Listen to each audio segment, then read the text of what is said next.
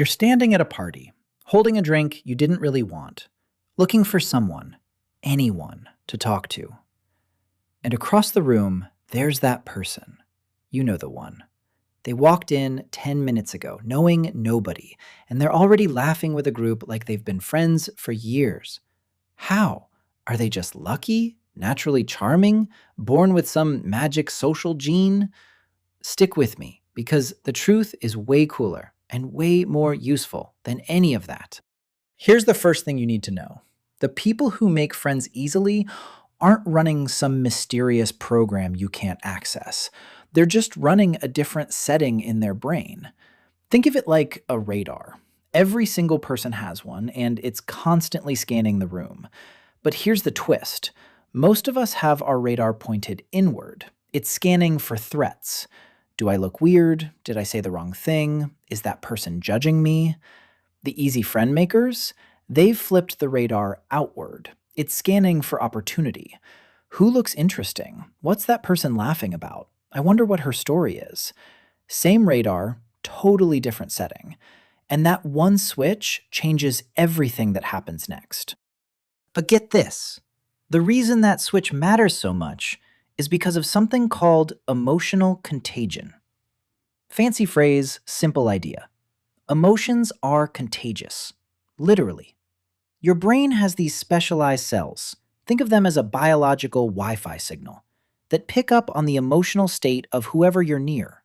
If someone walks up to you bracing for rejection, your brain feels it, even if you can't explain why. You get uncomfortable. You pull back. But if someone walks up genuinely curious about you, your brain feels that too. You relax. You lean in. The easy friend makers aren't faking warmth. They're actually in a state that invites connection. And everyone in a 20-foot radius picks up the signal. Okay, but here's where it gets really interesting. Stick with me. Researchers have studied what actually makes one person feel connected to another. And the answer isn't what you'd think. It's not how funny you are. It's not how smart you are. It's not even how much you have in common. The number one predictor of connection is how seen the other person feels. That's it. And the easy friend makers are absolute masters at this. They don't try to be interesting. They try to be interested. They ask a question. You answer. And instead of using your answer as a launching pad to talk about themselves, they ask another question about what you just said. That tiny move, the follow-up question, is like a cheat code. Your brain actually releases a little hit of dopamine when someone proves they were genuinely listening. You feel good. You feel important. And you start to like this person fast. But wait, here's the part that surprised me the most. There's this idea psychologists have been studying for decades. The concept that two total strangers can become genuinely close in under an hour. Not through small talk, not through discovering they both like the same band, through something called mutual vulnerability. Here's how it works. One person shares something a little personal. The other person matches it. The first person goes a little deeper. The other person matches that. And what's happening in your brain is basically a trust calibration test in real time.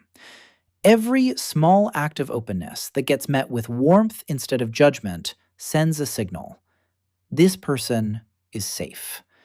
And safety, my friend, is the foundation of every real friendship. The easy friend makers aren't oversharing. They're just willing to go first.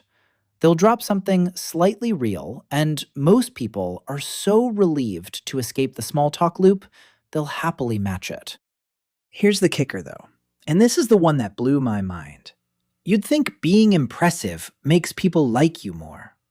Actually, it's the opposite. When someone seems too perfect, your brain gets uncomfortable. It reads them as intimidating, hard to reach, maybe even fake. But when a clearly competent person shows you a small human flaw, a little stumble over their words, a self-deprecating joke, oh my gosh, I totally forgot your name, I'm so sorry moment, their likability actually goes up. Why? because your brain stops putting them on a pedestal and starts seeing them as safe. The easy friend makers know this instinctively. They don't perform perfection, they let you see the little cracks. And weirdly, that's what makes you trust them. So the big question, what if this isn't you? What if your radar is stuck pointing inward and every social situation feels like a threat assessment? Good news, your brain is not fixed. It rewires with practice. So here's what actually works. Number 1, the 2-question rule. When you meet someone new, promise yourself you'll ask 2 follow-up questions before you say anything about yourself. Just 2, that's it. Watch what happens. They'll light up, they'll open up, and your anxious brain will have something to do besides critique you. Number 2, go first by 1 inch. Not a mile, just an inch. If the conversation is stuck on weather and weekend plans, drop one slightly real thing. Honestly, I've been exhausted this week. I'm trying to figure out if I like this city. Watch people match it. 9 times out of 10, they do. Number 3, let yourself be a little awkward. Seriously. Trying to seem cool and composed is actually what makes you less likable because it reads as distance. A small laugh at yourself, admitting you forgot their name, owning the weird thing you just said. That tiny dose of humanity is what pulls people closer, not pushes them away. So here's the truth. The easy friend makers aren't more charismatic than you. They aren't better looking or funnier or more interesting. They've just trained their brain to scan for opportunity instead of threat, to listen instead of perform, and to go first when it matters.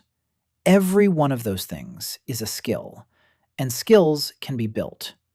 So the next time you walk into a room feeling like you don't belong, pause, flip the radar, ask 2 questions, go first by an inch, and watch what happens. If you got something out of this, it would mean the world to me if you'd subscribe. It's like a little high five for all my research. And hit that bell so you don't miss the next one. While I go make some tea, peek at these other videos. I put a lot of love into them. Stay curious, my friend. I'll see you in the next episode.